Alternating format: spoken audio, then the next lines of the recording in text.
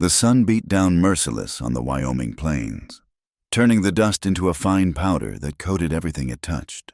Claire Ellison squinted against the glare, her hand shading eyes that had seen too much in their 23 years. The horse beneath her plodded forward, as weary as its rider, each step kicking up small clouds that settled on her patched dress and worn boots. She'd been riding since before dawn, putting as much distance as possible between herself and the ranch that had never truly been home. Her shoulders ached from tension, not just from the long ride, but from the weight of what she carried, both in the small bundle tied behind her saddle and the secret growing beneath her heart. The dress she wore had been mended so many times the original fabric was hard to distinguish from the patches. The shoulder seam, recently torn and hastily repaired, spoke of the violence of her departure. She touched it absently, remembering her stepfather's grip as he'd tried to drag her back into the house, shouting about family honor and promises made. "Nobody decides my life but me," she murmured to the empty landscape. The words a prayer and a promise rolled into one. The horse's ears flicked back at the sound of her voice, the only acknowledgement of her declaration. Claire had always been different from the other ranch women. While they focused on finding good husbands and keeping tidy homes, she'd spent her time learning to shoot, ride, and read every book she could get her hands on. Her mother, before the fever took her 5 years ago, had encouraged this independent streak. "Knowledge is the only thing they can't take from you," she'd said, pressing a worn copy of Shakespeare into young Claire's hands. But her mother was gone, and her stepfather, Silas Hutchinson, had different ideas about a woman's place. The ranch needed connections. He said money. And Claire's cousin, Harold Hutchinson, had both. It didn't matter that Harold was twice her age, with hands that wandered and breath that reeked of whiskey. A deal was a deal, Silas had declared, and Claire would marry Harold come Sunday. Claire had other plans. She'd left in the dead of night, taking only what she could carry: a change of clothes, the last of her mother's jewelry, a canteen, some hardtack and dried meat, and her father's old Colt revolver. The gun was more rust than metal now, with only 3 bullets left, but its weight on her hip provided some comfort. The landscape stretched endlessly before her, sagebrush and rocky outcroppings breaking up the monotony of dry grass. She'd heard tell of a town called Ash Hollow, maybe 2 days' ride west. It wasn't much, just a collection of buildings servicing the cattle drives. But it would do. She needed work, any kind of work, and a place to rest before figuring out her next move. A wave of nausea hit her suddenly, forcing her to grip the saddle horn. She closed her eyes, breathing through it, just as she'd done every morning for the past 2 months. The sickness passed, leaving her shaky and parched. She reached for her canteen, allowing herself only a small sip. Water was precious out here, and she had no idea when she'd find more. The secret she carried was her greatest vulnerability and her fiercest motivation. No one knew yet the loose dress and the timing had kept it hidden. But soon enough, it would show. The father was gone, a traveling merchant who'd passed through last spring with sweet words and promises he never intended to keep. Claire didn't mourn his absence. She'd been foolish to believe him, but the consequence of that foolishness had become something else entirely, a reason to fight, to survive, to create a life on her own terms. The horse stumbled slightly, jarring her from her thoughts. Looking down, she saw the animal's flanks were streaked with sweat and dust. They needed rest. A small cluster of cottonwoods appeared in the distance, suggesting water. Claire guided the horse toward them, hope rising with each step. The trees surrounded a small spring, barely more than a seep, but enough to water the horse and refill her canteen. Claire dismounted stiffly, her legs protesting after hours in the saddle. She led the horse to drink first, then knelt upstream to cup the cool water in her hands. It tasted of minerals and earth, but it was clean. As the horse grazed on the sparse grass near the spring, Claire allowed herself a moment of rest. She sat with her back against a cottonwood, its rough bark a solid presence behind her. The bundle of her possessions made a small pillow. and she closed her eyes briefly. The sound of approaching hoofbeats snapped her to attention. Her hand went immediately to the Colt, though she knew its limitations. 3 bullets against however many riders approached not good odds. She stayed low, using the tree as cover, and watched the horizon. 3 men appeared, riding hard from the direction she'd come. Even at a distance, she recognized the lead rider's familiar bulk. Silas had sent men after her. Of course he had. She was property to him, an asset to be traded for the water rights Harold's family controlled. Claire's mind raced. The cottonwoods provided some cover, but not enough. Her horse was too tired to run. Fighting was out of the question. That left hiding and hoping they'd pass by. She grabbed the horse's reins, leading it deeper into the small grove. A fallen log created a natural depression, and she urged the animal to lie down, a trick her real father had taught her years ago. The horse, trained and trusting, folded its legs and settled into the hollow. Claire pressed herself against its side, pulling brush and dried grass over them both. The hoofbeats grew louder. Through the sparse cover, she could see the riders had stopped at the grove's edge. Their voices carried on the still air. "She came this way, no doubt," one said. "Tracks fresh." "Silas wants her back unharmed," another added. "Said she's no good to him damaged." The third man laughed. An ugly sound. "Harold won't care if she's a little scuffed, long as she can still breed." Claire's hand tightened on the gun grip. Breed. Like she was livestock. The comparison wasn't lost on her in their eyes. That's exactly what she was. The men dismounted, moving into the grove. Claire held her breath, willing the horse to stay still.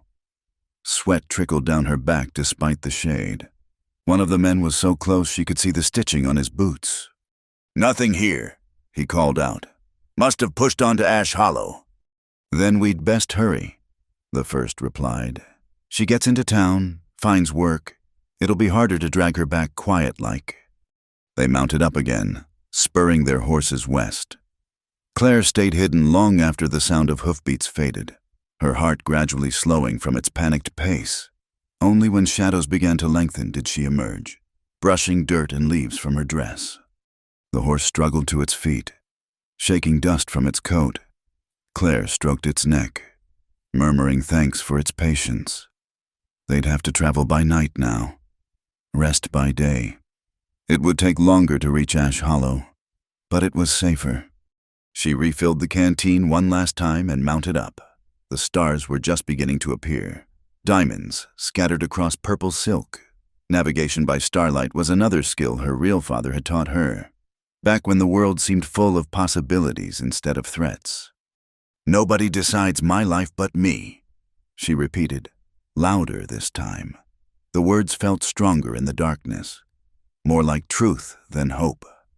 Claire Ellison turned her horse northwest, toward Ash Hollow and whatever future she could carve from this unforgiving land.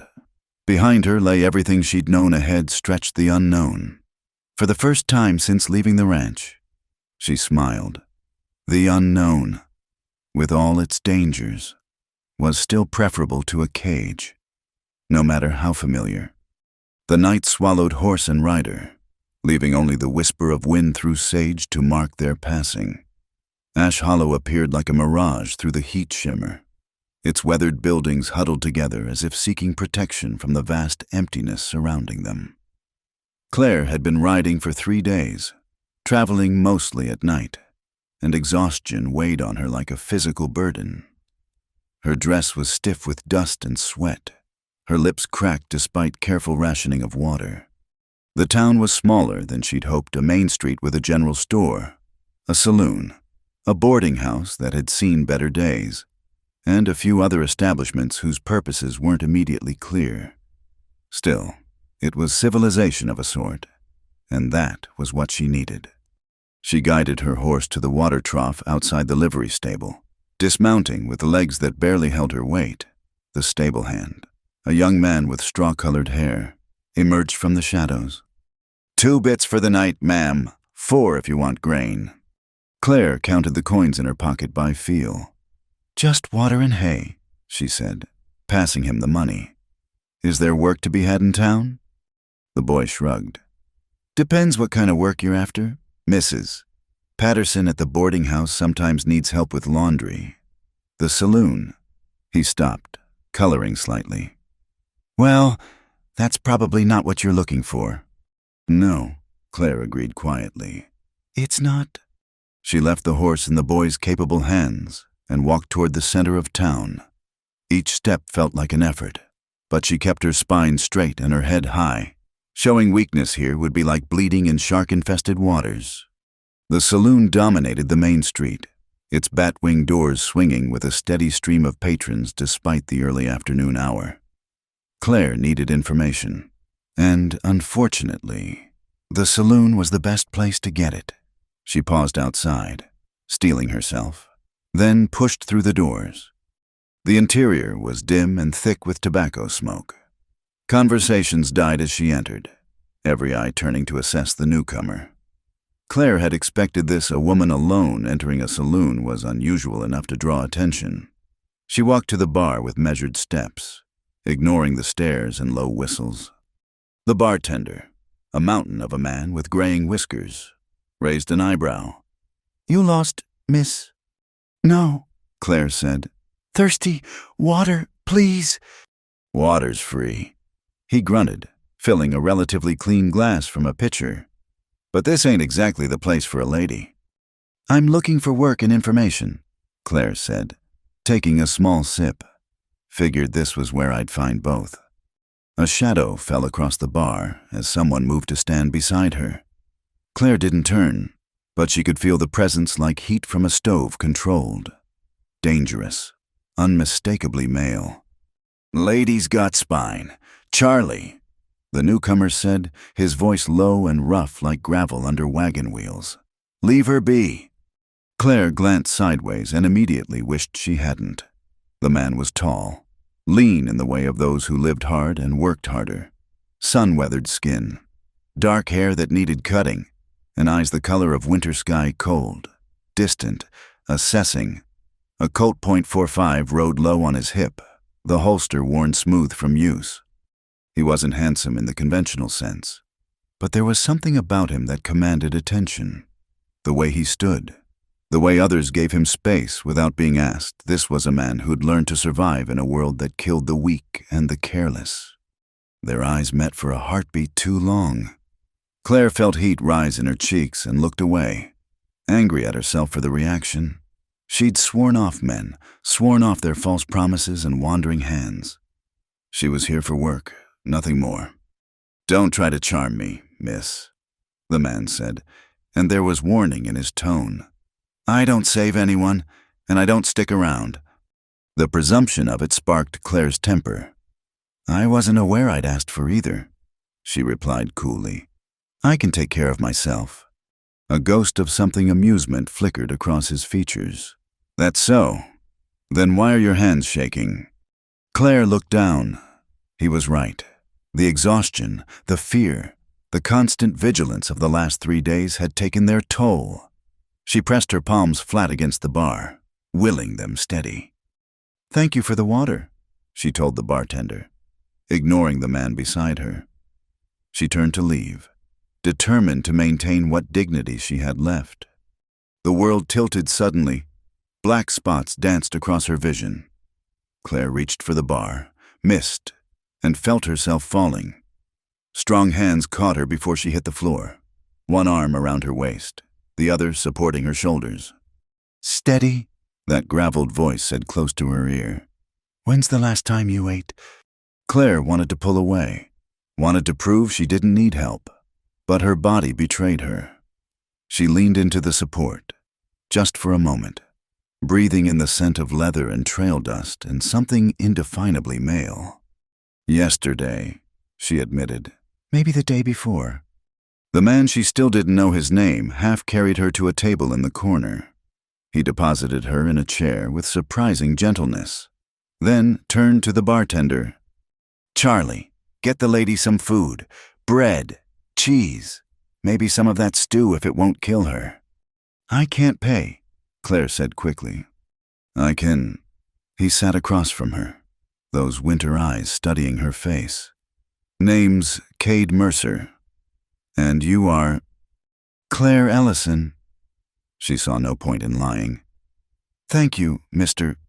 Mercer, but I don't accept charity. It's not charity, it's practicality. You pass out in here, you become everyone's problem. This way, you eat, you leave, problem solved. The food arrived: crusty bread, sharp cheese, and a bowl of stew that smelled better than it looked. Claire's stomach cramped with hunger, but she forced herself to eat slowly, aware of Cade's unwavering attention. You running from something or toward something? He asked after she'd eaten half the meal. Does it matter? In my experience, those running from something usually bring trouble with them. Those running towards something just find it on their own. Claire set down her spoon. And which are you, Mr. Mercer? Neither. I'm not running, just moving. There's a difference. One implies you got a destination in mind. They sat in silence while Claire finished eating. Around them, the saloon had returned to its normal rhythm of drinking and gambling, though she noticed people still shot glances their way, or rather, at Cade. There was respect there, and wariness. You know this town well? Claire asked. Well enough. Been through a few times.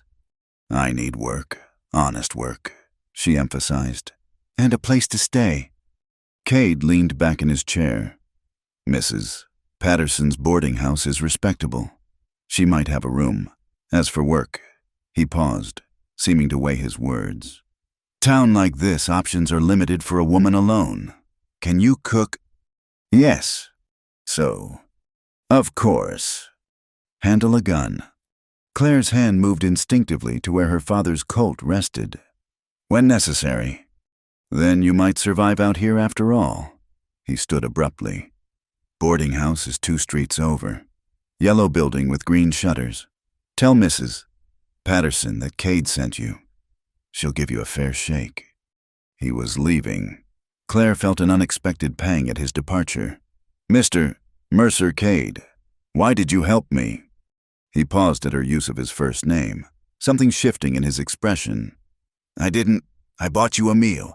There's a difference. He touched the brim of his hat. Watch yourself. Claire Ellison. This town's got teeth, and it bites the unwary. Then he was gone, moving through the crowd with the easy grace of a predator among prey. Claire sat for a moment longer, gathering her strength and her thoughts. The food had helped, but exhaustion still pulled at her.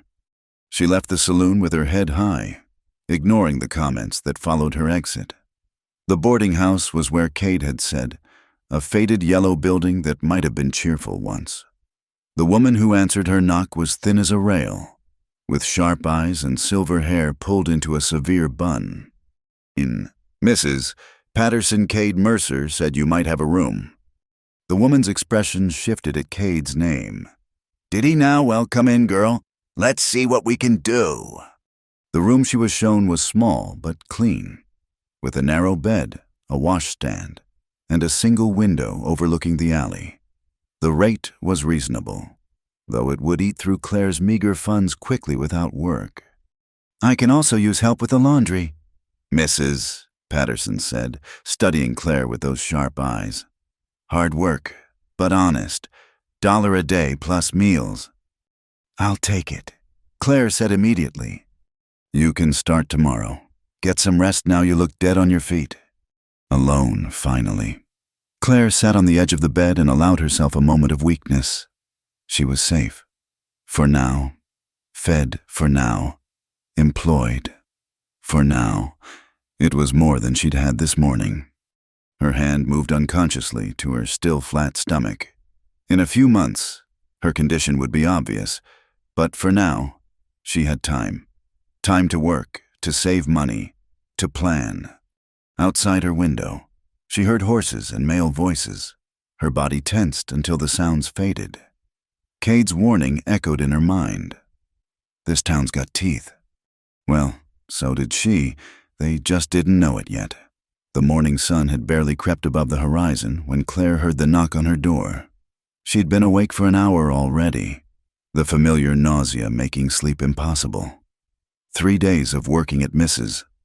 Patterson's had established a routine: rise early, fight the sickness, work until her hands were raw from lye soap and hot water.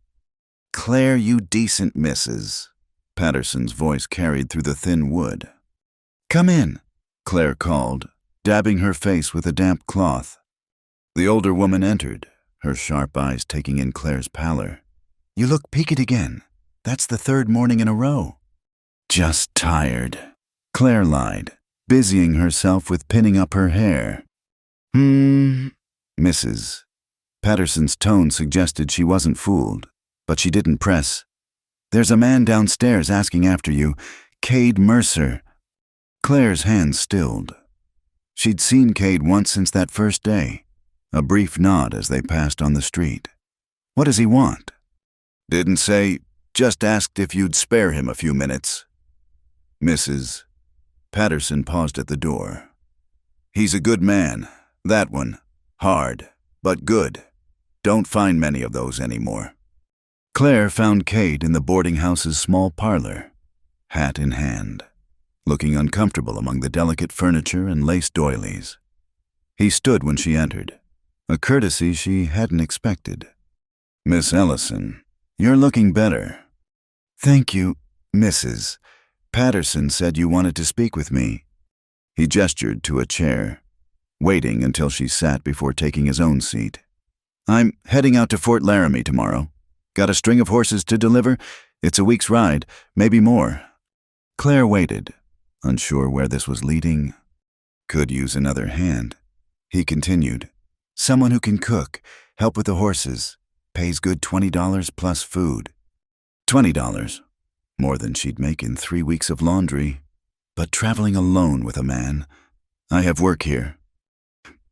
"Mrs. Patterson's already agreed to hold your position." At her surprised look, he almost smiled. "I asked first. Figured you'd worry about that." "Why me?" Claire asked bluntly. "There must be men looking for work." "Men want to drink and gamble their pay away soon as they get it. You," he studied her face, "you're saving for something. Can see it in the way you count your coins, the way you stretch every penny." He was too perceptive by half. "And you trust me." "Trust's got nothing to do with it. You can ride, you can cook, and you're desperate enough to work hard, but not so desperate you'll try to rob me in my sleep." Claire considered. The money would help. But more than that, leaving town for a week would make it harder for Silas's men to find her if they came looking again. "Separate sleeping arrangements," she said firmly. "Goes without saying. And I keep my gun. Wouldn't have it any other way." "Then, yes, Mr. Mercer, I accept." They left at dawn the next day. Cade had provided her with a better horse, a sturdy mare that could handle the pace. Claire wore her split skirt for riding, ignoring the scandalized looks from early risers. Propriety was a luxury she couldn't afford anymore. The string consisted of 6 horses, all quality stock. Cade handled them with an ease that spoke of long practice, using whistles and gestures to keep them moving. Claire rode flank, watching for strays, grateful for the familiar work. They made good time that first day, camping by a stream as darkness fell.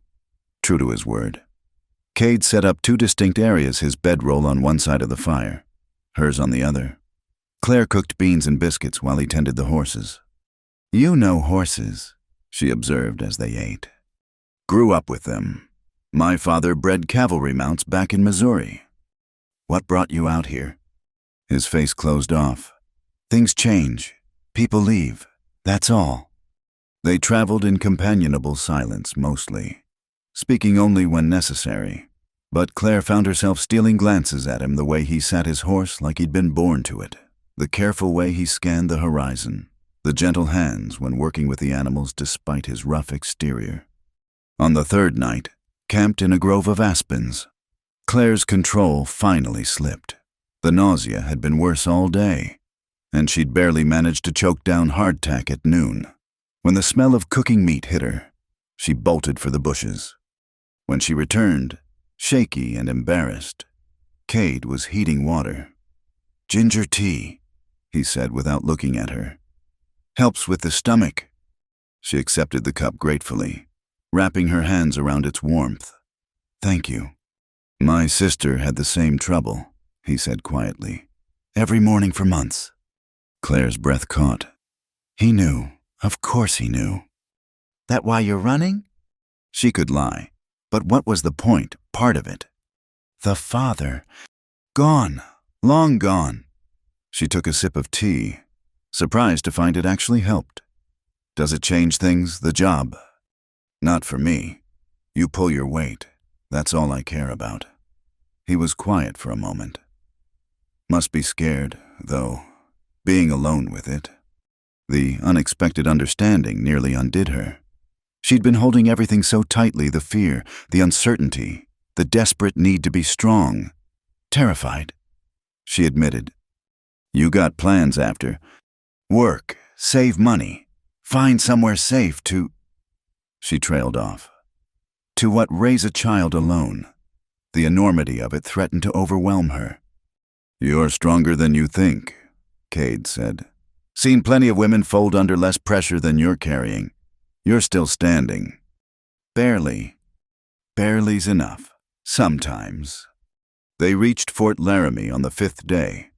The military post was busy with soldiers, traders, and travelers heading further west. Cade completed his business efficiently while Claire replenished their supplies.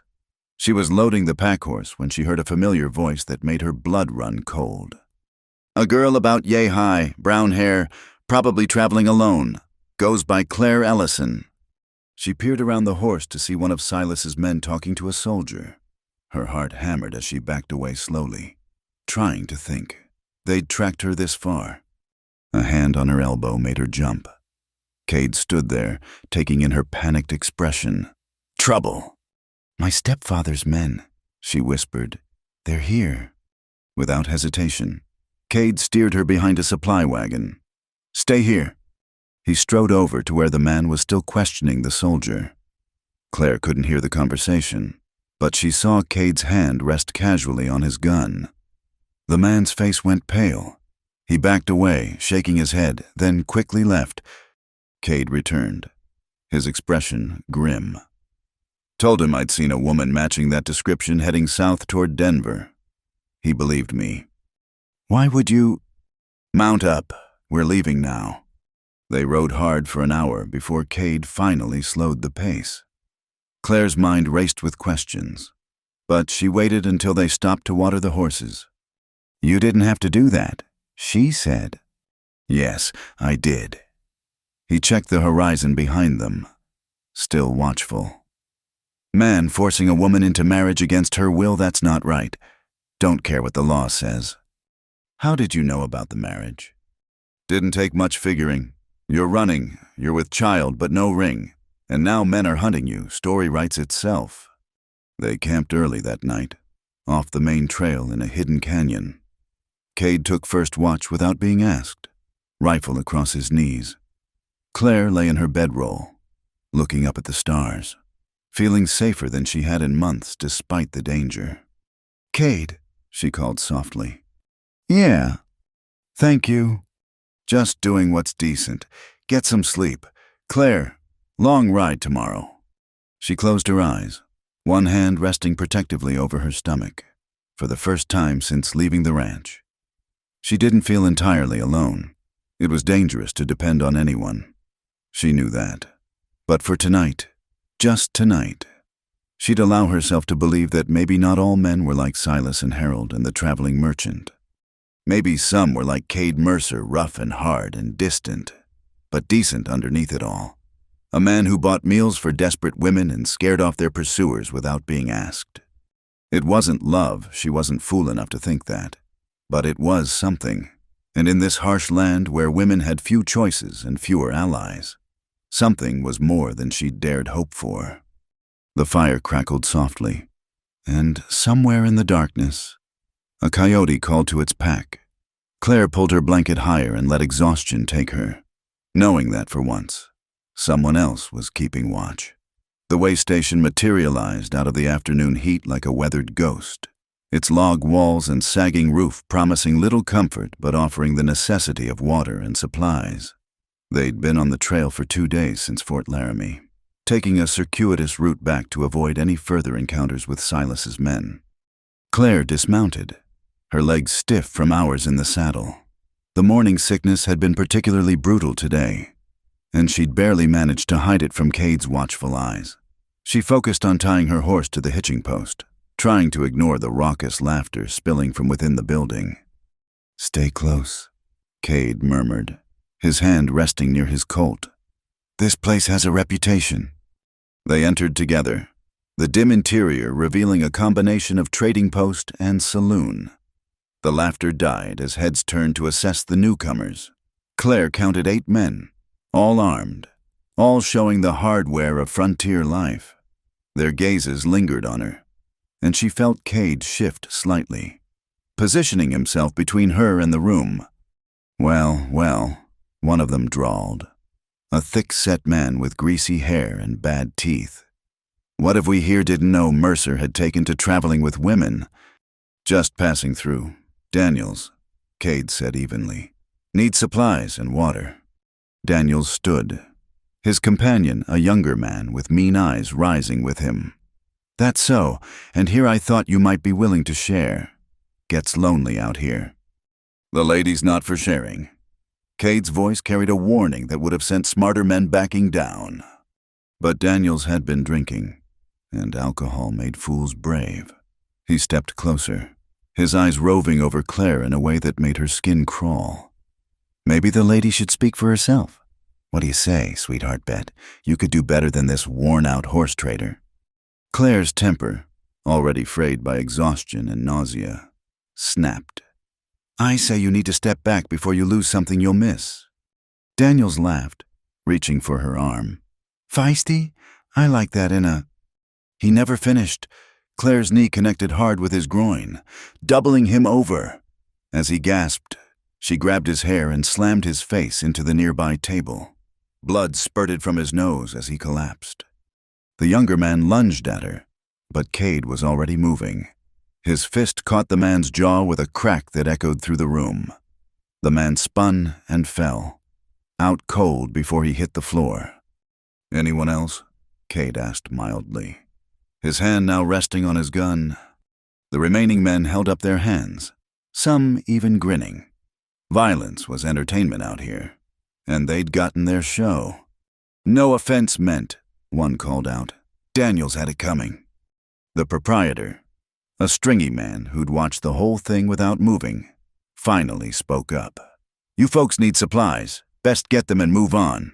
Daniels has brothers, and they're even meaner than he is." Claire's hands trembled as the adrenaline faded. She'd acted on instinct, but now the reality of what she'd done, what could have happened, hit her. Cade guided her outside while the proprietor gathered their supplies. "You all right?" he asked, his eyes scanning her for injury.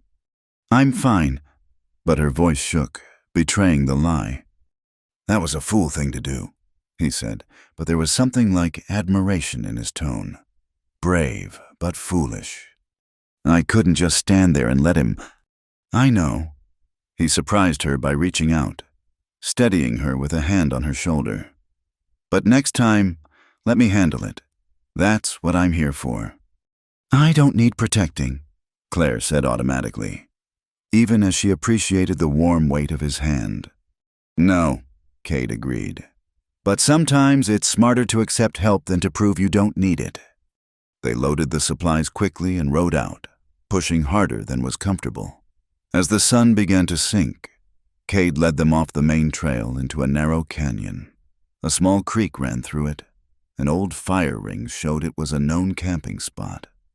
Claire dismounted and immediately headed for the bushes, the delayed reaction hitting her system when she returned, pale and shaking. Cade had already started a fire and was heating water. "Sit," he ordered, pressing a cup of ginger tea into her hands when it was ready. "I'm sorry," she said after a few sips. "I know I made things worse back there." Maybe not. He settled across from her, checking his rifle as he spoke. Men like Daniels, they're going to push until someone pushes back. You showed them you're not easy prey. But his brothers will think twice about tangling with a woman who bloodied their kin. He looked up from the rifle. Where'd you learn to fight like that? My real father, before he died, he said a woman alone needed to know how to defend herself. Made me practice until it was instinct. Smart man. They ate in companionable silence, the creek babbling nearby. As darkness fell, Claire found herself studying Cade in the firelight, the hard planes of his face, the careful way he moved, the gentle hands that could turn violent when needed. Can I ask you something? She ventured. He nodded. Why are you really helping me, and don't say it's just the job? Cade was quiet for so long she thought he wouldn't answer. When he finally spoke, his voice was low, almost lost in the crackling fire. I told you my sister had the same sickness. What I didn't say was why I know that. He poked at the fire with a stick, sending sparks spiraling upward. She was 17. Man who got her in trouble was married, respected in town.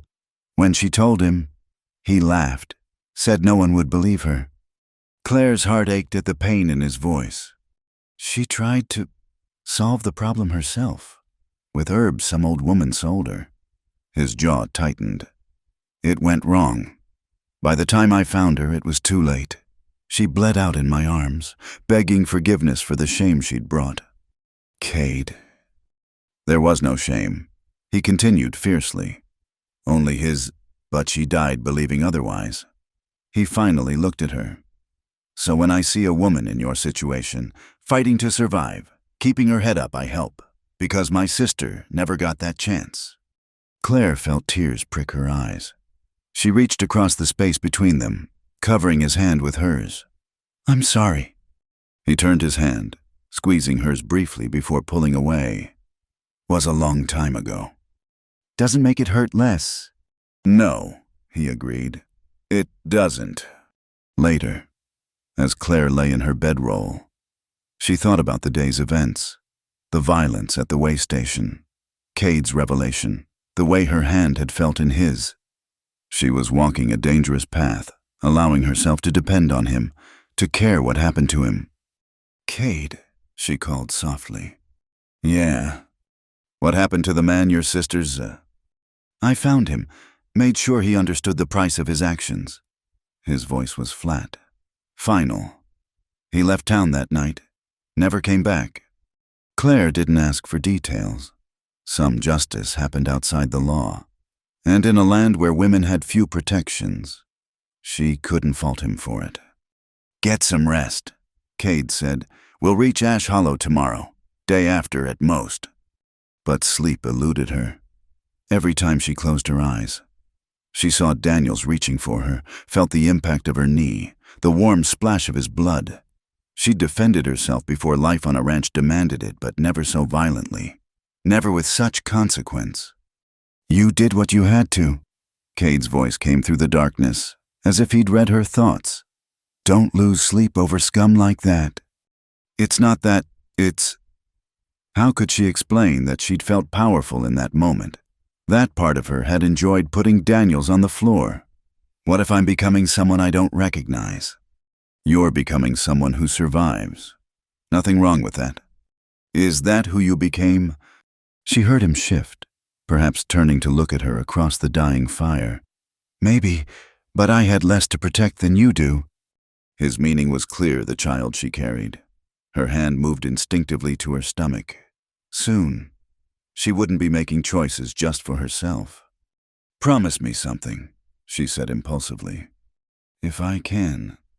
If something happens to me, nothing's going to happen. But if it does, she persisted. Promise you'll see the baby safe. To a good family, people who'll care. The silence stretched so long, she wondered if he'd fallen asleep. Then, nothing's going to happen to you, Claire, not while I'm around. It wasn't quite a promise, but it was enough. Claire closed her eyes, letting exhaustion finally take her. Tomorrow they'd reach Ash Hollow. and she'd have to figure out her next move. But tonight, with Cade keeping watch and the memory of his fierce protection warming her more than the fire, she felt something she hadn't in months. Safe. The dust cloud appeared on the horizon just after noon, moving fast from the east. Claire spotted it first, her body tensing instinctively. They were still a day out from Ash Hollow, traveling through open country with little cover. "Cade," she called, pointing. He reined in immediately, studying the approaching riders. His face hardened. 6 men, riding hard. Could be anyone, but it's probably not. Claire finished. The sick feeling in her stomach had nothing to do with morning sickness this time. Cade scanned the terrain quickly. "There, that ravine? We can make it if we push." They spurred their horses, the string of animals following. The ravine was narrow, carved by spring floods, with high walls that would provide cover. They clattered down into it just as the dust cloud resolved into distinct riders. "Leave the horses here," Cade ordered, already pulling his rifle from its scabbard. "Can you climb?" Claire nodded, following him up a natural ramp to a ledge that overlooked their position. From here, they could see the riders approaching, and she recognized the lead figure immediately. Silas himself, his bulk unmistakable even at a distance. "That's my stepfather," she whispered. Cade's jaw tightened. Figured as much. Means he's done sending others to do his work. He positioned himself behind a boulder, rifle ready. "Stay down. If shooting starts—" "I know." Claire drew her father's old Colt, checking the 3 precious bullets. The riders reached the ravine's edge, spreading out. Silas's voice boomed down to them. "Claire, I know you're down there. Saw you ride in." She stayed silent, heart hammering. "This has gone on long enough. Girl, you've had your tantrum, made your point. Time to come home." "This isn't my home anymore," Claire called back, surprised by the steadiness of her own voice. "You belong to me until you're married proper." Silas shouted. "Law says so, and Harold's still willing, despite your foolishness." Beside her, Cade shifted slightly. "Law also says a lot of things that ain't right," he called out. "The lady said she's not going. That's the end of it." "Who the hell are you?" Silas demanded. "Someone who doesn't like bullies. You want her, you come through me." One of Silas's men, Claire recognized him as Tom Briggs. The foreman leaned over to speak quietly to Silas. She couldn't hear the words, but saw Silas's face darken further. "Mercer," Silas spat. "Should have known. You always did have a weakness for strays." He raised his voice. "This ain't your fight. Mercer, ride on, and we'll forget you were here." "Can't do that." "Then you're a dead man."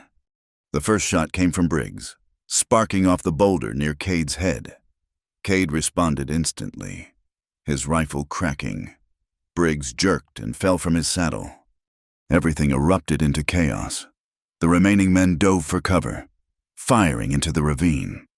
Claire pressed herself against the rock wall, the Colt heavy in her hand. Cade fired steadily, methodically, keeping the attackers pinned. "There," he pointed to movement on their left. "They're trying to flank us." Claire saw 2 men working their way along the ravine's edge. Without thinking, she aimed and fired. The shot went wide, but it was enough to send them scrambling back. 2 bullets left, she said, "Make them count." A rider suddenly appeared above them, having circled around. His gun swung toward Cade, who was focused on the others. Claire fired.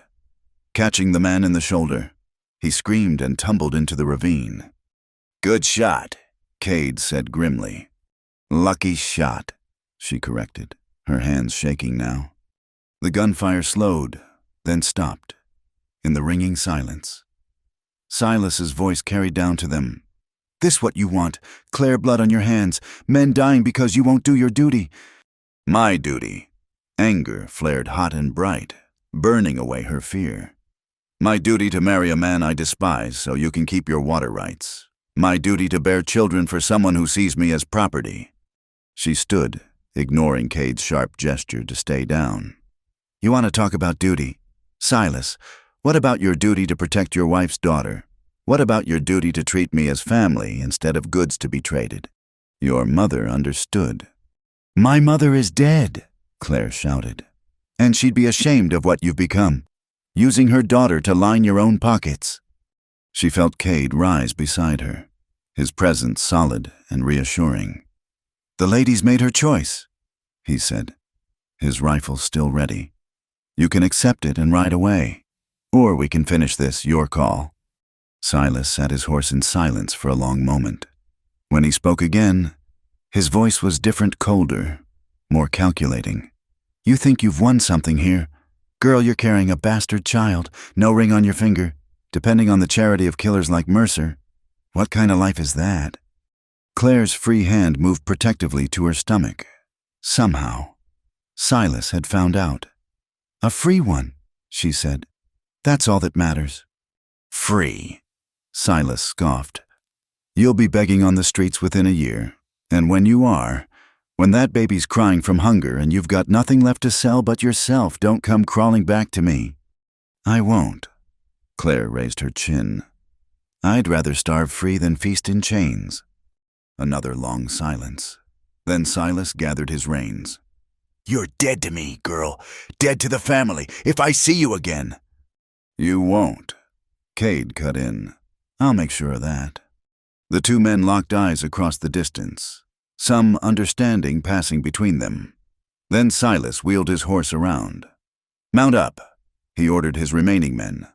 We're done here. Claire watched them ride away, taking with them her last connection to her old life. She should feel something: sadness, loss, fear.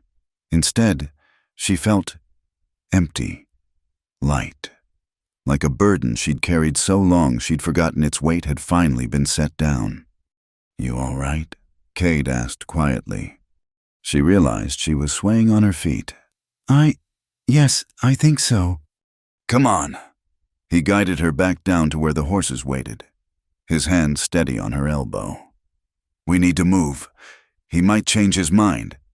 They rode in silence for an hour, putting distance between themselves and the ravine. Claire's mind kept replaying the confrontation, the gunfire, the blood. Silas's final words, dead to the family. Well, she'd been an orphan since her mother died anyway. This just made it official. As the sun began to sink, Cade led them to a sheltered spot near a small spring. Claire dismounted mechanically, going through the motions of making camp. But when she knelt to start the fire, her hands began to shake uncontrollably. Here! Cade took the flint from her, starting the fire with practiced ease. Sit, rest. I shot a man, she said numbly. I've never...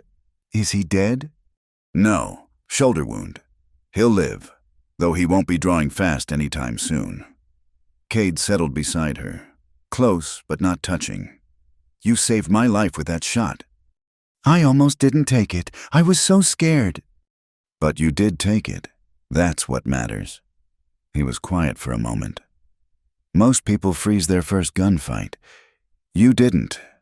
I wanted to. But you didn't, he repeated. Claire, look at me. She turned to face him, surprised by the intensity in his eyes. You stood up to your stepfather.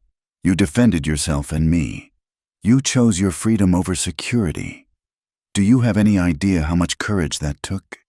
It doesn't feel like courage, she admitted. It feels like terror. They're closer than most people think.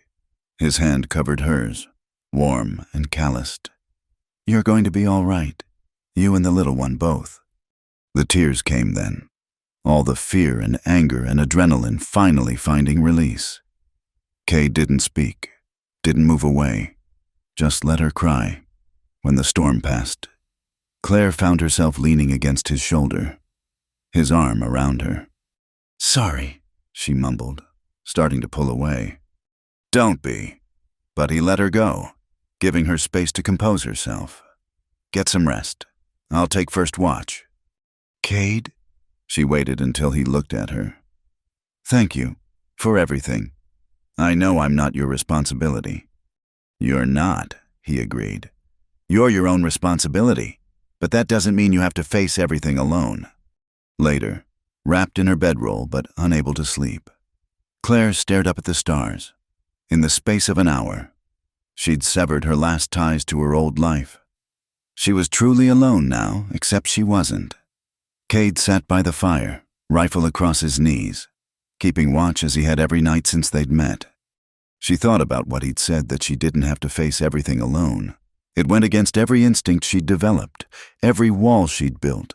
But maybe, just maybe, he was right. "Still awake," his voice drifted back to her. "Can't seem to settle. Want some tea? Still got some ginger root." "No, just talk to me about anything. I need to hear something besides my own thoughts."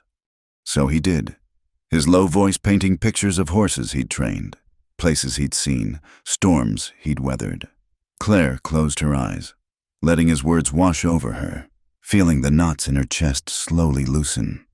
Tomorrow they'd reach Ash Hollow.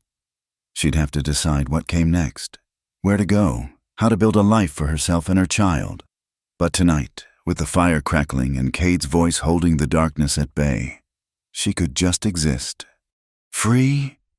The rain started just after midnight, a few scattered drops quickly becoming a deluge.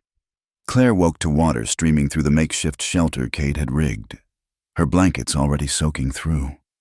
Lightning illuminated the sky in violent flashes, thunder following close behind. "We need to move," Cade shouted over the storm, already packing their gear. "Flash flood country can't stay in the low ground." They saddled the horses in the driving rain, Claire's fingers numb with cold as she fumbled with wet leather. The animals were skittish, dancing sideways with each thunder crack. By the time they mounted, water was already rushing down the gully where they'd camped.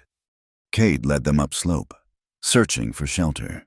The rain was so heavy Claire could barely see him just ahead of her. Her clothes were plastered to her skin, and she shivered uncontrollably. The morning sickness chose that moment to strike, and she had to grip the saddle horn hard to keep from falling.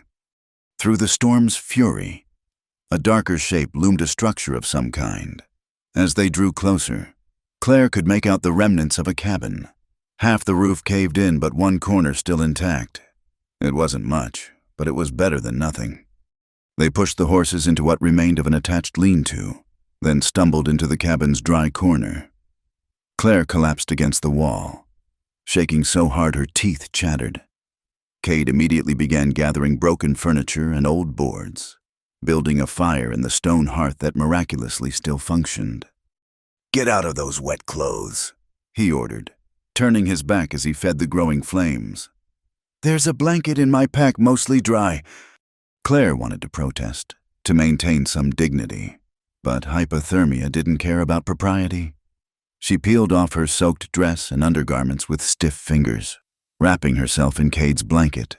It smelled of horse and leather and something uniquely him. "You too," she managed through chattering teeth. "You'll catch your death." He hesitated, then stripped down to his pants, hanging their clothes near the fire. Claire tried not to stare at the scars marking his back and chest, evidence of a hard life lived dangerously. He pulled on a dry shirt from his pack, then settled beside her, maintaining a careful distance. The fire slowly warmed the small space. Claire's shivering eased, replaced by a bone-deep exhaustion. She pulled the blanket tighter, acutely aware of her vulnerability, pregnant, nearly naked, dependent on a man she'd known less than 2 weeks. "Thank you," she said quietly, "for what nearly drowning us." His attempt at lightness didn't mask his concern. "For caring enough to keep us safe." They sat in silence, listening to the storm rage outside. Water dripped through holes in the roof, but their corner remained relatively dry. The fire crackled, casting dancing shadows on the walls. "This place must have been something once," Claire observed, noting the carefully chinked logs, the remnants of glass in the windows. "Probably a homestead," Cade agreed. Someone's dream of a new life. What happened to them? Do you think? He shrugged. Storm, sickness, Indians, loneliness, take your pick. The frontier's littered with broken dreams. Claire touched her stomach unconsciously. Cheerful thought? Just honest. He glanced at her. But broken dreams aren't the only story out here. Some folks make it, build something lasting. Did you ever think about it settling down, building a place? His face closed off slightly. Once, long time ago. Claire sensed a story there but didn't push. They'd all learned their secrets out here. Instead, she found herself talking about her own dreams, surprising herself with a confession. I used to imagine having a little farm. Nothing grand, just enough land for a garden, maybe some chickens, a place where nobody could tell me what to do or who to be. She laughed softly. Foolish, I know. A woman alone can't hold land, can't get loans, can't... It's not foolish. Cade interrupted. Difficult, maybe, but not foolish. The wind howled through the broken roof, and Claire shivered despite the fire's warmth. Without thinking, Cade moved closer, his arm going around her shoulders. She tensed for a moment, then relaxed into the warmth he offered. Just sharing heat, he said gruffly. Nothing more. I know, but she didn't pull away. They dozed fitfully as the storm raged on. Claire woke once to find herself curled against Cade's side, his arm protective around her. She should move away, maintain distance, but exhaustion and cold won out over propriety. The second time she woke, it was to violent chills and burning heat alternating through her body. Her head pounded, and her throat felt raw. She tried to sit up, but the room spun sickeningly. Claire, Cade's hand touched her forehead. Christ, you're burning up. The next hours blurred together in a haze of fever. Cade's voice came and went, sometimes close, sometimes distant. Cool cloths on her face, water pressed to her lips, strong arms holding her when the shaking got too bad. In her delirium, she was back at the ranch, her stepfather looming over her. Then she was alone on the prairie, lost and searching for something she couldn't name. Her mother appeared, young and healthy, singing a lullaby Claire hadn't heard in years. Don't let them take the baby, she mumbled, gripping whatever hand was nearest. Promise, don't let them... No one's taking anything. Cade's voice, fierce and certain. You hear me? Claire, you fight. You're the strongest woman I know. Not strong, she protested weakly. Scared, always scared. Being scared doesn't mean you're not strong. Means you're smart enough to know the dangers and brave enough to face them anyway. Time lost meaning. The storm outside seemed to go on forever, or maybe it had stopped and she simply couldn't tell. At some point, she became aware of Cade beside her. His body, heat the only thing keeping the chills at bay. He held her carefully, respectfully, but without hesitation. Had a sister, she heard herself saying. Died when I was 12. Fever took her in 2 days. Papa was never the same after. Tell me about her, Cade encouraged, his voice a lifeline in the fever dark. So she did, rambling about Sarah's laugh, her skill with horses, the way she'd stood up to boys twice her size. Talking seemed to help, gave her something to focus on besides the pain in her head and the fear that she might not survive this. Dawn came gray and watery. The storm finally spent. Claire's fever broke with it, leaving her weak but clear-headed. She found herself practically in Cade's lap, his arms around her, both of them covered by every dry scrap of fabric they'd been able to find. Welcome back, he said softly, his face haggard with exhaustion. How long? All night. Longest night of my life. He helped her sit up carefully. How do you feel? Like I've been trampled by a herd of cattle. She became acutely aware of their position, her state of undress. I should... Rest, he finished firmly. Your clothes are still damp, and you need to recover your strength before we travel. Cade, she met his eyes. You stayed with me all night. Course I did. But you said you don't save people. Don't stick around. Something shifted in his expression. Maybe I lied. The simple admission hung between them, weighted with possibilities. Claire saw the moment he realized what he'd said, saw him start to pull back, to rebuild the walls. Without thinking, she placed her hand on his cheek, stopping his retreat. "Thank you," she whispered, "for lying." He covered her hand with his, just for a moment. Then he was moving, rebuilding the fire, checking their gear, returning them to safer ground. But something had changed in that storm-battered cabin. A line had been crossed, even if neither was ready to acknowledge it. "Storms passed," he said unnecessarily. "We'll rest here today. Head to Ash Hollow tomorrow if you're strong enough." Claire nodded, pulling the blanket tighter. Outside, she could hear birds beginning to sing, life returning after the storm.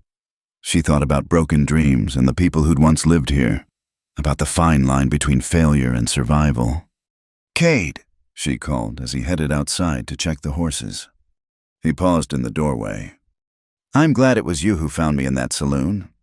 He didn't answer, but she saw the slight softening around his eyes before he disappeared into the morning light. Claire leaned back against the wall, one hand on her stomach, still there, still fighting, just like her. They'd survived the storm. Whatever came next, that had to count for something. The timber camp appeared through the morning haze like a scar on the landscape, all raw wood and muddy paths. Claire counted maybe 20 buildings, bunkhouses, a company store, what looked like a saloon. The sound of axes and saws created a constant rhythm that seemed to pulse through the ground itself. "Used to work security here," Cade said, his voice carefully neutral. "2 winters back. Rough place, but they'll have supplies." Claire noticed the tension in his shoulders, the way his hand drifted toward his gun. "We don't have to stop if—" "We need food and ammunition. Just stay close." They tied their horses outside the company store. Men paused in their work to stare. Claire knew she was a curiosity here, a woman in a place that saw few. She kept her chin high, following Cade into the store's dim interior. The proprietor, a thin man with nervous eyes, looked up from his ledger. His face went pale when he saw Cade.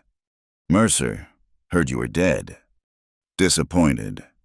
"No, just surprised." The man's eyes darted to Claire, then back. "McKenna's here. Has been for 6 months now. Running security." Cade's jaw tightened.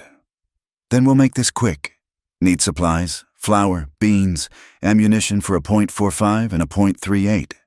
As the proprietor gathered their goods, Claire noticed Cade positioning himself to watch the door. His tension was contagious, and she found her own hand moving to her father's Colt. "That's $12, the proprietor said, packaging everything quickly. Cade had just laid the money on the counter when the door banged open. A big man filled the doorway, taller than Cade, broader, with the kind of muscle that came from swinging an axe all day. His face bore old scars, and his eyes were mean. Well, Cade Mercer." The man, McKenna, presumably stepped inside, followed by 2 others. "Come back to visit old friends." "Just passing through." McKenna. "With a woman, no less." McKenna's gaze raked over Claire in a way that made her skin crawl. "Didn't think you were the settling type." "I'm not." "Then maybe the lady's available for—" "She's not." Cade's voice could have frozen fire. McKenna laughed, an ugly sound. "Still protecting the weak. Mercer, that's what got you run out of here, if I recall. That and killing my brother." Claire's breath caught. She glanced at Cade, but his expression revealed nothing. "Your brother drew first," Cade said evenly. "Over a card game he was cheating at." "So you say?" McKenna stepped closer. "Dead men don't give their side of the story." The tension in the store was suffocating. Claire could feel violence hovering just below the surface, waiting for an excuse to explode. The proprietor had disappeared into the back room, wanting no part of what was coming. "We're leaving," Cade said, picking up their supplies. "No need for trouble." "Trouble?" McKenna grinned, showing yellowed teeth. "Who said anything about trouble just catching up with an old friend?" His eyes went to Claire again. "And meeting new ones. What's your name, sweetheart?" Claire met his gaze steadily. "None of your business." The grin faded. "Feisty. I like that. When Mercer moves on, and he always does, you come find me. I'll show you what a real man can do." "I've seen what you consider a real man," Claire said coolly. "I'm not impressed." One of McKenna's men snickered, then quickly sobered at McKenna's glare. The big man's face darkened, and he took another step forward. "You need to learn some manners, woman. And you need to learn that not every woman is interested in what you're offering," Claire shot back, her temper overriding caution. McKenna's hand shot out, grabbing for her arm. Claire was already moving, her hand going to her gun, but Cade was faster. His fist connected with McKenna's jaw with a crack that echoed through the store. McKenna staggered but didn't fall.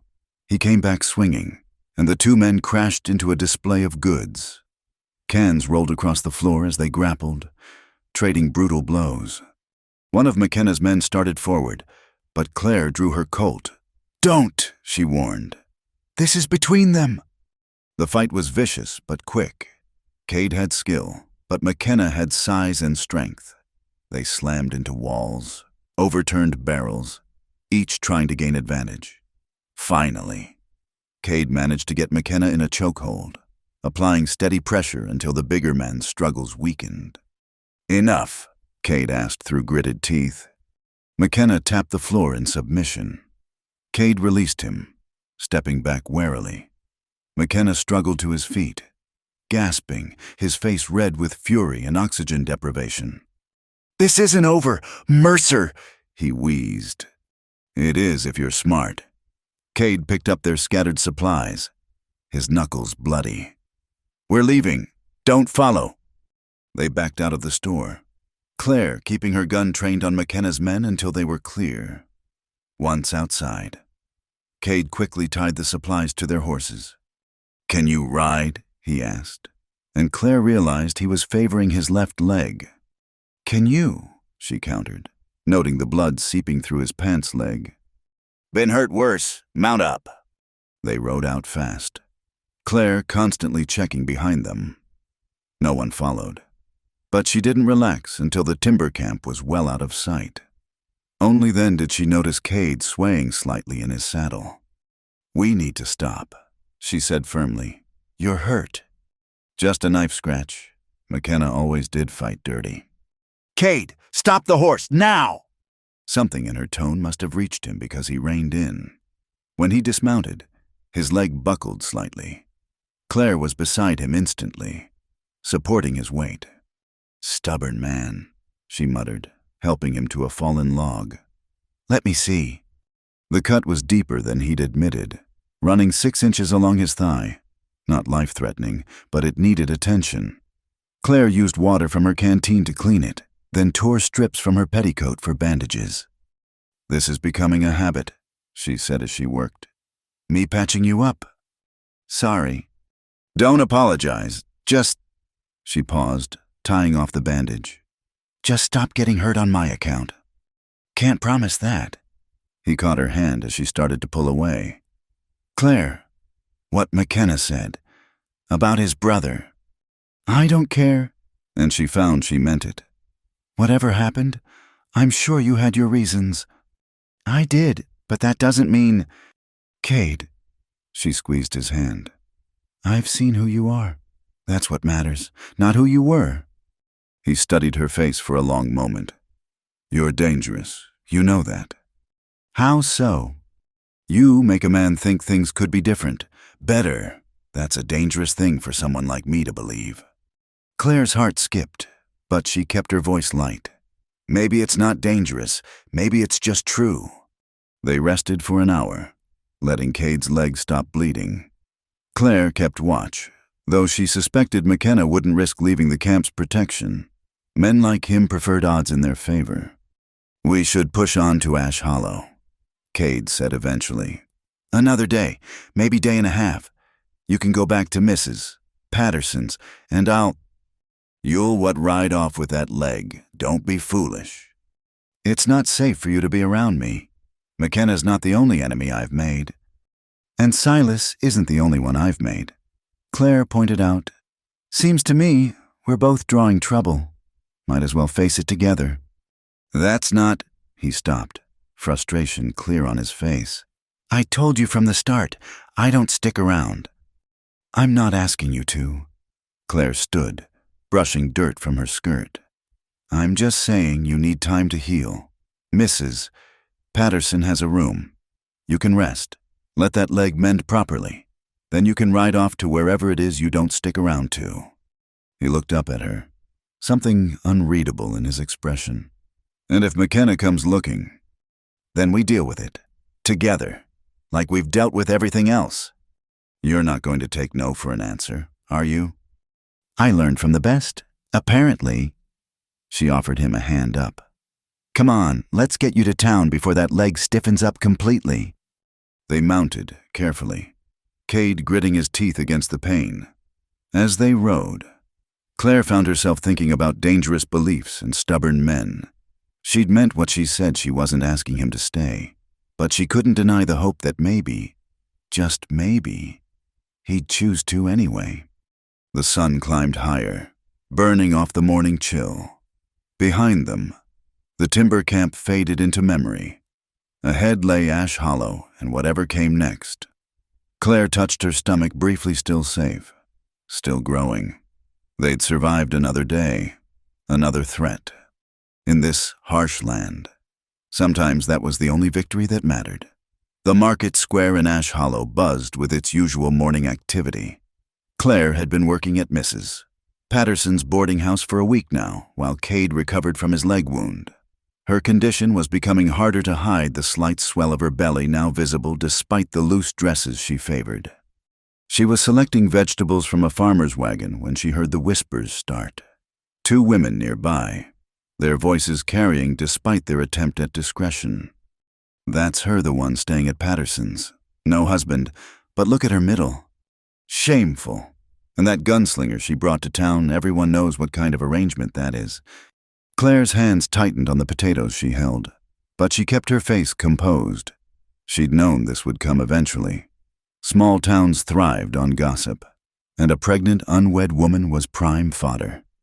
"3 pounds of potatoes, please," she told the farmer, her voice steady. He took her money without meeting her eyes. The judgment was spreading like wildfire.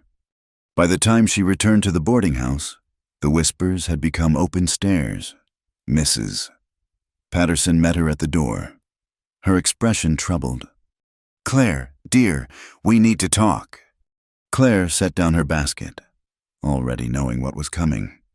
"You want me to leave?" "It's not that I want to—" Mrs. Patterson wrung her hands. "But the other boarders are talking. Mrs. Hutchins threatened to move out if I continue to harbor her words, that kind of woman." "I understand." Claire kept her voice level, though her heart sank. Where would she go? How would she survive? "I'm sorry, dear, I truly am. You're a good worker, but I'm also a scandal." Claire managed a bitter smile. "When do you need me gone?" "End of the week. That gives you time to—" A commotion in the street cut her off. Claire looked out to see a crowd gathering in the market square. At its center stood Marjorie Blackwood, the banker's wife and Ash Hollow's self-appointed moral guardian. "Ladies of Ash Hollow," Mrs. Blackwood's voice rang out. "We have tolerated the presence of immorality in our midst long enough. That woman," she pointed dramatically toward the boarding house, "flaunts her sin before us daily. What message does this send to our daughters?" Claire felt heat rise in her face.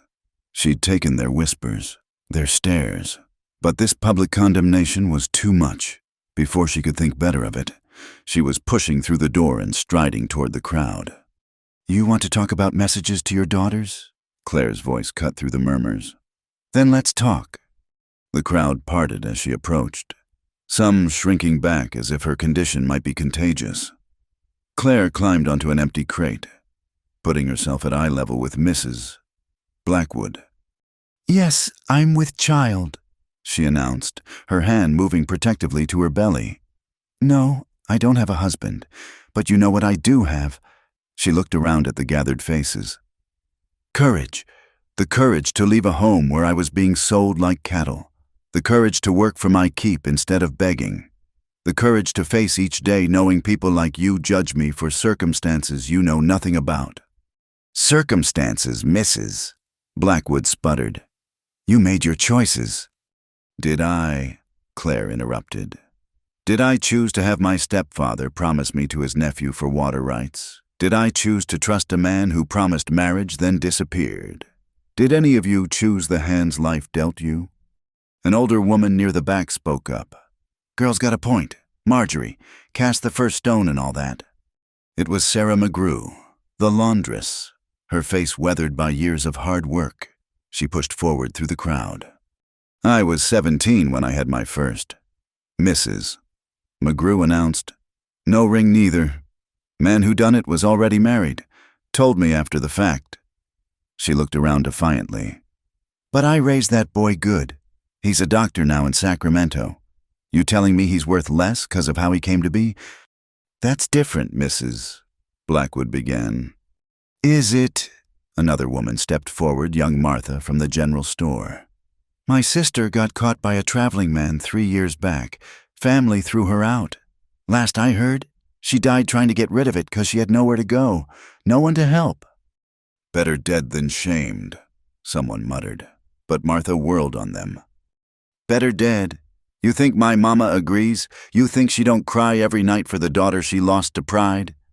More women were speaking now, voices rising. Stories Claire had never suspected of cousins sent away, of friends who disappeared, of their own close calls with disgrace. "Enough, Mrs." Blackwood's face was red. This is exactly why we must maintain standards. Look how quickly virtue unravels." "Virtue." Claire found her voice again. "You want to talk about virtue, then talk about compassion. Talk about helping instead of condemning. Talk about the virtue of minding your own business instead of appointing yourself judge over others. You dare lecture us on virtue, you, who parades your sin." "I parade nothing. I survive. I work. I harm no one." Claire straightened her shoulders. "And this child I carry, it will know love. It will know that its worth isn't determined by the circumstances of its birth or the opinions of small-minded gossips." "Here, here, Mrs." McGrew called out, and several women echoed her. Cade appeared at the edge of the crowd, still limping slightly. His presence seemed to shift the energy, reminding everyone that Claire wasn't entirely without protection. "Mrs." Blackwood's eyes narrowed. "And him your protector. We all know what kind of man." "The kind who helps people without asking for anything in return," Claire said firmly. "The kind who treats me with more respect than most married men show their wives. The kind who judges people by their actions, not their circumstances." "Pretty words." "Mrs." Blackwood sneered. "But words don't change facts. You're still a fallen woman, and your presence here corrupts." "Then I'll leave." The words came from behind Claire. She turned to see Mrs. Patterson pushing through the crowd, her thin face set with determination. "I said, I'll leave." "Mrs." Patterson repeated.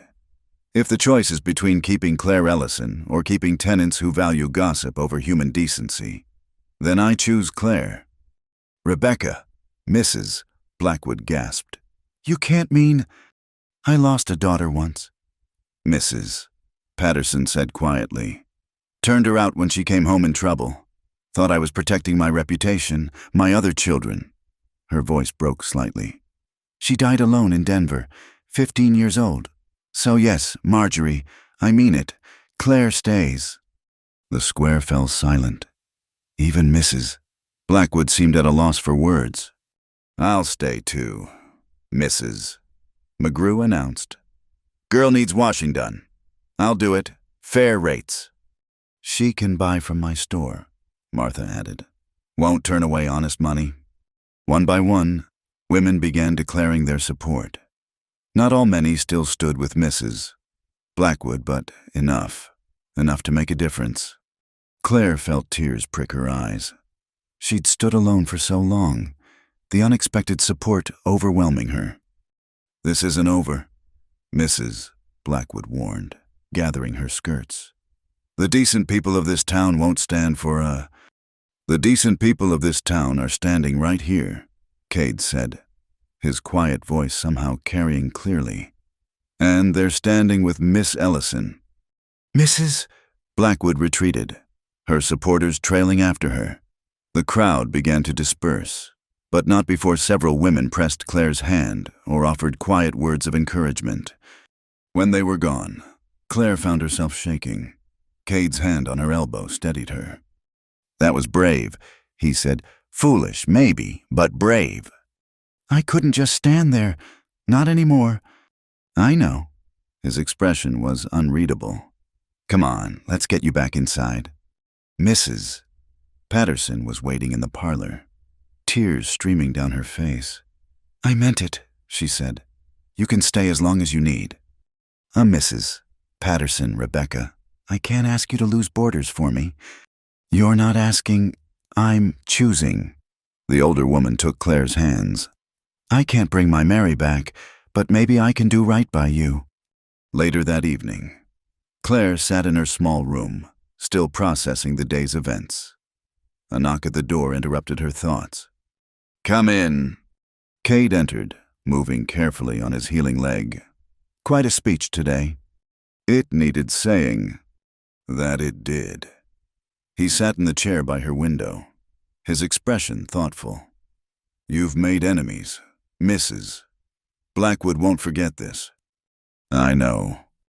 But you've also made allies. That's good. You'll need them. Claire studied him. You're leaving, aren't you? Now that your leg's better. He was quiet for a long moment. That was the plan. Things change. He met her eyes. You changed them. Made me think maybe standing still isn't the same as being trapped. Cade. I'm not making promises, he said quickly. But maybe I'll stick around a bit longer. See how this plays out. Town could use someone to keep the peace. And Charlie at the saloon's been asking. Hope bloomed in Claire's chest, but she kept her voice casual. That would be practical. Practical, right. He stood to leave, pausing at the door. Claire, what you did today standing up like that, don't ever let anyone make you think you're less than you are. You've got more courage in your little finger than most people have in their whole body. Then he was gone, leaving Claire alone with her thoughts and the first real hope she'd felt in months. Outside her window, Ash Hollow settled into evening. It wasn't perfect, nowhere was, but for the first time, it felt like it might become home. She placed a hand on her growing belly. You hear that, little one? We're staying, and we're not alone. The dust cloud on the horizon meant trouble. Claire saw it from the boarding house window where she was hanging laundry, the sheets snapping in the hot wind. 3 weeks had passed since her confrontation with Mrs. Blackwood, and while some townspeople had warmed to her, tensions still simmered beneath the surface. She shaded her eyes, counting riders, 5 men moving with purpose toward Ash Hollow. Her stomach dropped as she recognized the lead rider's bulky silhouette. Silas had returned, and he'd brought help. Claire abandoned the laundry and hurried to the saloon where Cade had taken work keeping peace. She found him at the bar, Charlie teaching him the finer points of spotting watered whiskey. Silas is coming, she said without preamble. 5 riders, maybe 10 minutes out. Cade's expression hardened. He checked his Colt, then the shotgun Charlie kept under the bar. He's on my land now. Different rules. This isn't your fight. Stop saying that. He caught her shoulders gently. When are you going to understand your fights became mine the moment I bought you that meal? Charlie cleared his throat. Want me to round up some men town owes you for running off those rustlers last week? No, Claire said quickly. This is my family business. I won't have innocent blood spilled over it. They moved to the street as the riders entered town. Silas had lost weight, his face gaunt with obsession. Harold rode beside him, trying to look imposing despite his soft merchant's body. The other three were hired guns, their type unmistakable. "Claire!" Silas called out, dismounting in front of the boarding house. "Time to stop this foolishness." "I told you."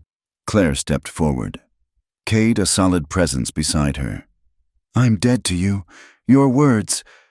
I've reconsidered. Harold here is still willing to do right by you, despite your condition." Silas's eyes flicked dismissively to her rounded belly. "He'll claim the child, give it a name. That's more than you deserve." Harold dismounted, approaching with what he probably thought was a gentle smile. "Claire, be reasonable. You can't raise a bastard alone. Think of the child's future." "I'm thinking of it," Claire replied. "That's why I'll never let you near it." "You don't have a choice." Silas pulled a paper from his vest. "Judge in Cheyenne signed this. Says you're not of sound mind. Running off while with child. Gives me legal right to bring you home for your own protection." Claire felt the ground shift beneath her feet. She'd underestimated Silas's connections, his determination. "You can't." "Law's the law." One of the hired guns spoke up, hand resting on his pistol. "Come peaceful-like, and nobody gets hurt." "That paper's not worth much here," Cade said quietly. "Judge in Cheyenne doesn't have jurisdiction in Ash Hollow?" "Maybe not," Silas conceded. "But these guns do." The street had begun to fill with townspeople drawn by the confrontation. Claire saw Mrs. Patterson in her doorway, Mrs. McGrew emerging from the laundry, Martha from the store, even Mrs. Blackwood appeared, watching with avid interest. "You'd shoot me?" Claire asked. "Your wife's daughter." "I'd shoot him." Silas jerked his chin at Cade. "And anyone else who interferes, then take you anyway. Your choice how much blood gets spilled." "Then it's not much of a choice." Claire started forward, but Cade caught her arm. "Wait," he said, then louder, addressing the crowd. "You all seeing this man trying to force a woman against her will that sit right with you? It's family business," someone called out. "Not our place." "Since when is slavery family business, Mrs.?" McGrew stepped into the street. "'Cause that's what this is, selling a woman for water rights." "She's my legal ward," Silas began. "She's a grown woman who said no." Mrs. Patterson joined Mrs. McGrew. That used to mean something. More townspeople moved into the street. Not all, but enough to make the hired guns nervous. Their hands hovered near their weapons, calculating odds. "This doesn't concern you people," Harold tried, sweating despite the morning cool. "I'm offering to marry her, give her respectability." Claire laughed, harsh and bitter. "Respectability? You mean ownership? I've seen how you treat your horses. Harold, at least they get a stable to themselves." Someone in the crowd snickered. Harold's face flushed red. "You sharp-tongued little—" He grabbed for Claire's arm. The crack of Cade's fist against Harold's jaw was loud in the morning air. Harold stumbled back, blood streaming from his nose. "Touch her again," Cade said calmly. "And a bloody nose will be the least of your problems." One of the hired guns went for his weapon. The metallic click of multiple guns cocking stopped him cold. Charlie had emerged from the saloon with a shotgun. Old Sam from the livery held an ancient rifle. Even Doc Winters stood ready, his medical bag in one hand, pistol in the other. "Seems the town's made its position clear," Cade observed. Silas's face purpled with rage. "You people don't understand. She's carrying a bastard. No decent man will have her. She'll be begging on the streets within a year." "No," a clear voice rang out. "She won't." Everyone turned as Mrs. Blackwood stepped forward. Claire tensed, expecting another attack. "I've watched these past weeks," Mrs. Blackwood said, addressing Silas but loud enough for all to hear. Watched her work honest labor, watched her hold her head high despite whispers and judgment. I may not approve of her circumstances, but I cannot deny her character. She turned to the crowd. This girl refused to enter a marriage she didn't want. She chose hardship over dishonor. She works for her keep and asks for nothing but fair treatment. If we drive her back to bondage, what does that say about us? The crowd murmured agreement. Even those who'd stood with Mrs. Blackwood before seemed swayed. Silas looked around, realizing he'd lost. This isn't over. That paper's legal. That paper's worthless. A new voice entered the conversation. Judge McKinley, Ash Hollow's own legal authority, pushed through the crowd. I've reviewed the circumstances. Miss Ellison is of age and sound mind. You have no claim on her. You can't. I can, and I have. The judge held up his own document. Legal emancipation, signed and witnessed. Miss Ellison is her own woman. Claire's knees nearly buckled with relief. Cade steadied her discreetly, his hand warm on her back. Silas stood frozen, his plan crumbling. Harold nursed his bloody nose, looking like he wanted to be anywhere else. The hired guns shifted restlessly, no doubt calculating whether their pay was worth facing an armed town. You're making a mistake, Silas said finally. All of you. Harboring a woman like her. It'll bring nothing but shame to this town. Only shame here is yours, Mrs. McGrew called out. Trying to sell your own kin. She's not my kin, Silas spat. Her mother's dead. She's nothing to me now. Then we're agreed. Claire found her voice, strong and clear. I'm nothing to you, so leave. Don't come back. Live your life, and let me live mine. For a moment, she thought Silas might draw his gun anyway. His hand twitched toward it, but Cade shifted slightly, and the subtle movement reminded everyone who the faster draw would be. Mount up, Silas ordered his men. He hauled himself into the saddle, then looked down at Claire one last time. When you're starving in some alley, remember you chose this.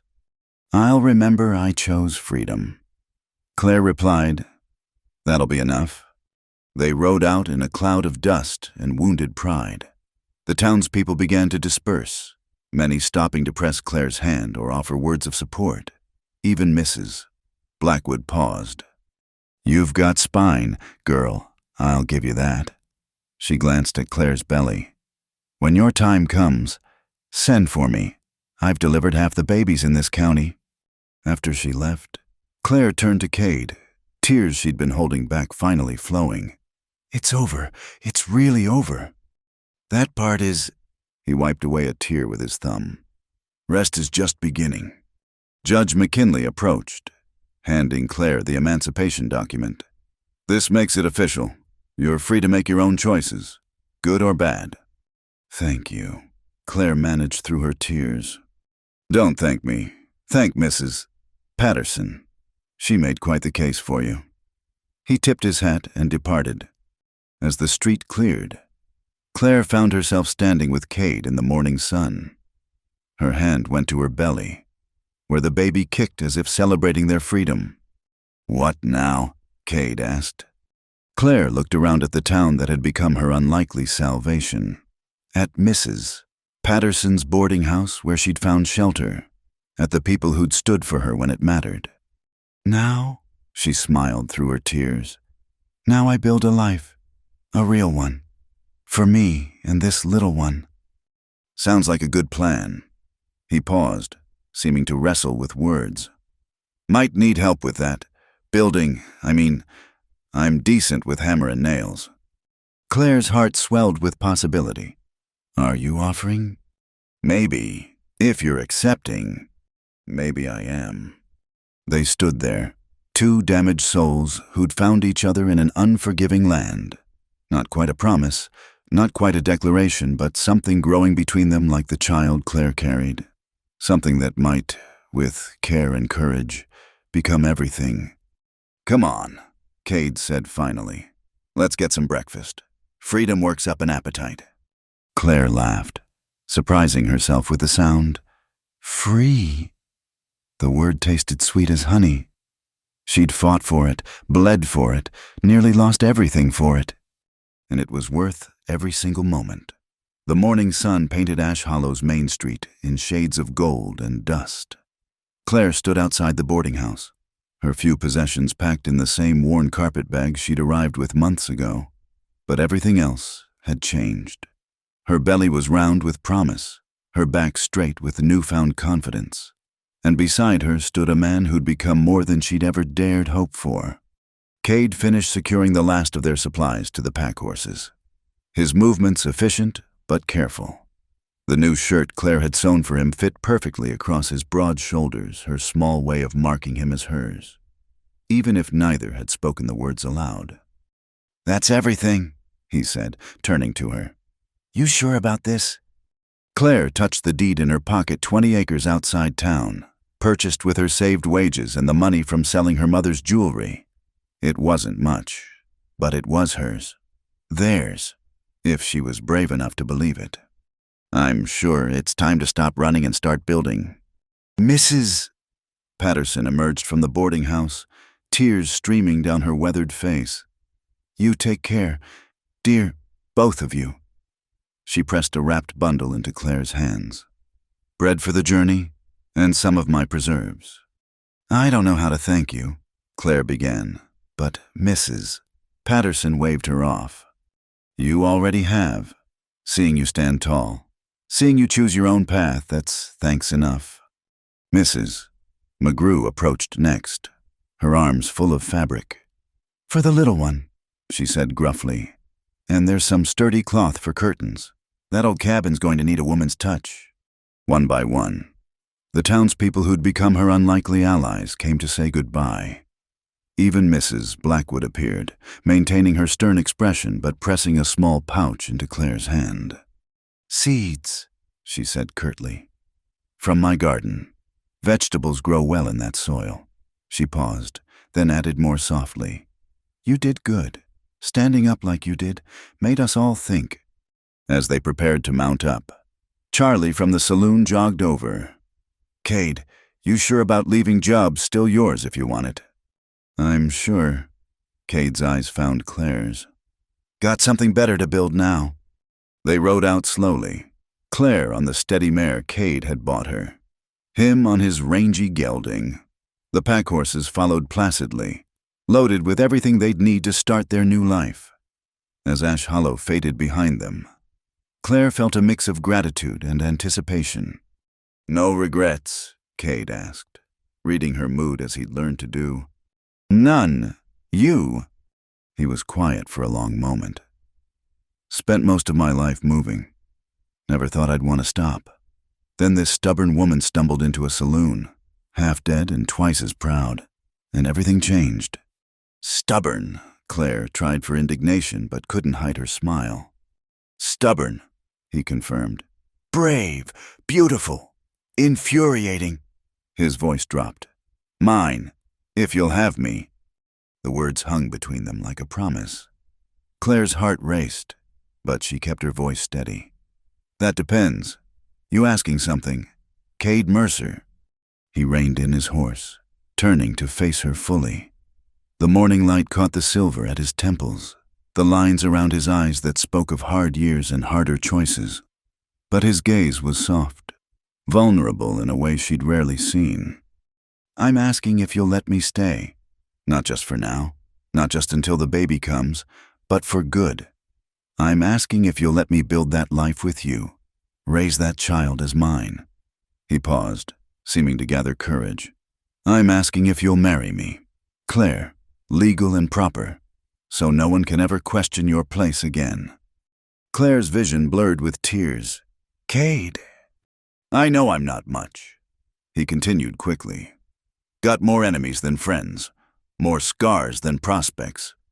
But I've got 2 good hands and a strong back. I can protect you, provide for you." "Yes," Claire interrupted.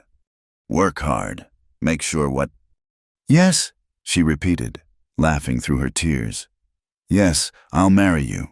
Not because I need protection or provision, but because I want you.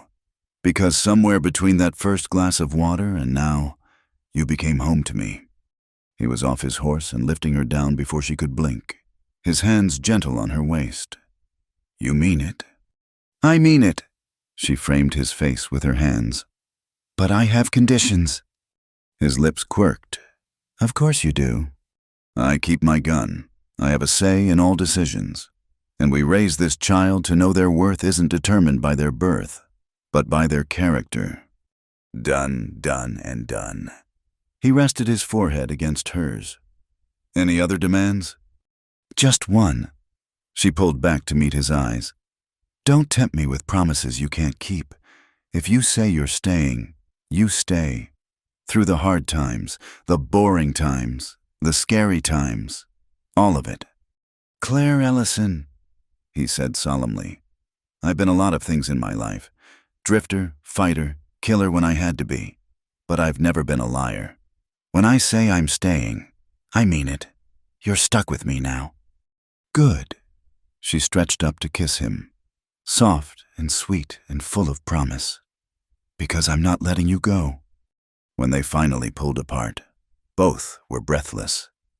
Cade helped her back onto her horse, his hands lingering. "We should stop by Judge McKinley's on the way," he said. "Make it official. Today. Why wait unless you want something fancy?" Claire laughed. "Cade Mercer, I ran away from fancy. I want real, I want true, I want you, just as we are." They made a brief detour back to town, where Judge McKinley performed a simple ceremony in his office. Mrs. Patterson and Charlie stood as witnesses, both wiping away tears. The judge waived his fee, claiming it was wedding gift enough to see two people choose each other freely. As they rode toward their land, their home, Claire marveled at how much had changed. The woman who'd ridden into Ash Hollow months ago, desperate and alone, was gone. In her place sat Claire Mercer, wife, soon-to-be mother, and owner of her own destiny. The cabin came into view as the sun reached its peak. It was small, weathered, and would need work, but it was theirs. "Not much to look at," Cade said, a note of apology in his voice. "It's perfect," Claire said firmly. "We'll make it beautiful, together." They dismounted, and Cade lifted her over the threshold despite her protests about her condition. Inside was dusty but dry, with good bones and a stone fireplace that would warm them through winter. "Welcome home, Mrs. Mercer," Cade said softly. Claire turned in his arms, her heart full to bursting. "Say that again." "Mrs. Mercer," he grinned. "Going to take some getting used to." "We've got time." She placed his hand on her belly, where their child grew strong. "All the time in the world." As the afternoon sun slanted through the windows, they began unpacking, turning the empty cabin into a home. Claire hung Mrs. McGrew's fabric at the windows while Cade repaired a loose floorboard. Simple tasks, but weighted with meaning. This was what freedom looked like, not grand gestures or dramatic escapes, but quiet moments of choosing each other, of building something lasting from courage and faith and stubborn love. Claire Cade called from where he was examining the fireplace. Thank you." "For what?" "For not giving up, for fighting, for being brave enough to let me catch you when you fell that day." Claire crossed to him, slipping her arms around his waist. "Thank you for catching me, and for never letting go." They stood together in their new home, two souls who'd found each other against all odds. Outside, the Wyoming landscape stretched endless and wild, but inside these walls, they'd carved out something precious, a place where love could grow as surely as the child Claire carried. "No more running," Claire murmured against Cade's chest. "No more running," he agreed, pressing a kiss to her hair. "We're home." And they were, finally, truly, freely home. Thank you so much for listening to this Wild West love story. I hope Claire and Cade's journey touched your heart as much as it touched mine while telling it. Please share in the comments where you're listening from. I'd love to know where in the world these frontier tales are reaching. If you enjoyed this story, please subscribe to Wild West Stories 1850. Hit that like button. And don't forget to click the hype button so more people can discover these tales of courage, love, and freedom in the American frontier. Until next time, partners.